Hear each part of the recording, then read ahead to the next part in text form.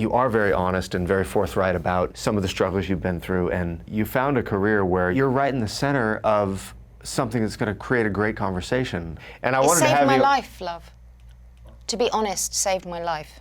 And that's why, from the age of 20, when I sat, you know, having just sat in a therapist chair and realizing that my shame and my self-harming and the disorders that I was experiencing were to do with having been sexually abused, I talked about it very early on, and it wasn't a cool thing to do, apparently, because it was affecting my reputation. It was such a bum out because I would talk about it. And it became a lot of, you know, what I was known for, because I was still kind of young and still getting into the business. And so people would advise me, like, it's not a good thing to talk about because, you know, people are going to, that's all the journalists will talk about. But I was like, yeah, but I need someone to hear me. And here's the thing, I'm in a position now where I can't get fired for speaking up. Yeah. And I've been in that position for a little while now. And I'm so grateful to have that responsibility. Because I wouldn't be the first person to say that it is largely the fault of the media and the fact that we watch so much stuff on this box.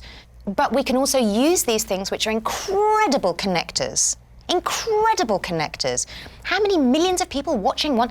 And if you've got that place, we've got to use that influence in the best way we can. What happened to me happened, and I'm grateful for everything that's happened since then, because it has made me aware, it's made me joyful, because I'm so grateful for my life in a way that I wouldn't have been before that.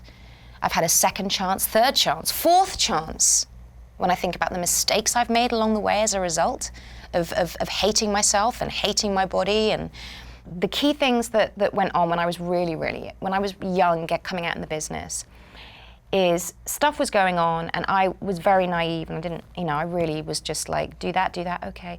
And it wasn't until years later, when I'd got myself out of that and I was, I guess, an adult, and I came across a few people, a couple of journalists and one really cool filmmaker who said to me, well done for getting out of that hideous situation. And on the one hand, it was a real shock, because it's like, you knew? And then my second thought was, why didn't you say anything? Yeah. Why didn't you say anything? Even if it's gonna risk people not liking you, why have we got our voices? Even if there's a chance I would have said, fuck you, I can do what I want, but at some point it would have made you've got to say something.